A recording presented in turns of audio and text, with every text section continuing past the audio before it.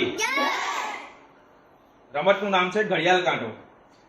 ઘડિયાળ કાંટાની અંદર એવું છે, આપણે જોડે લાકડી ફરશે નીચે. તમારે જ્યારે તમારી બાજુ લાકડી આવે ત્યારે તમારે કૂદવાનું છે, બરાબર. વારા પરથી દરેક ગણનો વારો આવશે. જે સૌથી વધારે સેકન્ડ રહેશે એટલે કે તમારા ગણનો વારો આવ્યો, લાકડી ગોળ ફરે છે અને તમે જો સૌથી વધારે સેકન્ડ સુધી ટક્યા તમારી ટીમ, એક એક આઉટ થાય ચાલે, પણ છેલ્લે સુધી તમારું કોઈ ટક્યું એટલી સેકન્ડ તમારા ગણાશે. સૌથી વધારે સેકન્ડ કોણ રહે છે એ જોઈએ આપણે. વારા ફરતી એક એક ગણ લઈશું, એક ડેમો કરી લઈએ.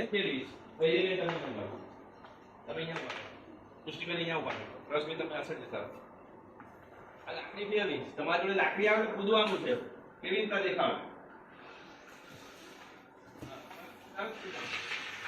લાકડીની સ્પીડ વધશે, ફેરાવી ધીરે ધીરે લાકડીની સ્પીડ વધશે. જેમ ફરતા ફરતા ભાઈ નડી ગયું એ ભાઈ એમની જગ્યાએથી ઉભા રહી જશે. પછી આ ત્રણનું તો ચાલુ રહેશે. ટોટલ કેટલી સેકન્ડ આ લોકો આ ગણ રહેશે, એટલે સૌથી વધારે જે સેકન્ડ જે ગણ રહેશે એ વિજેતા ગણાશે. ચલો પોતાની જગ્યાએ જતા રહો.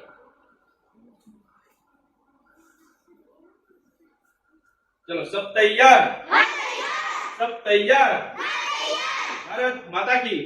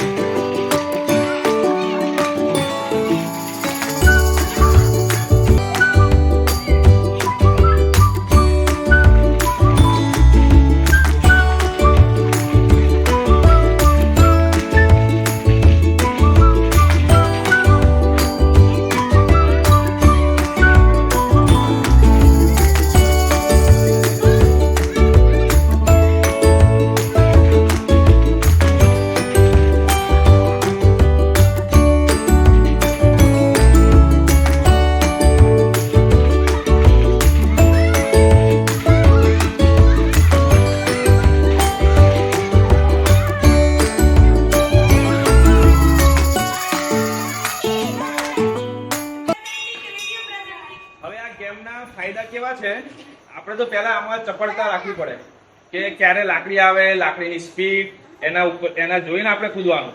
જો આડોડું કૂદાય તો આઉટ થઈ જવાય છે. તો આમાં આપણું શું વધે, ધ્યાન રાખવાની ક્ષમતા વધી જાય. આપણે આપણી ટીમને જીતાડવાનું છે તો એ પ્રમાણે આપણે રમવાનું થાય, હે ને.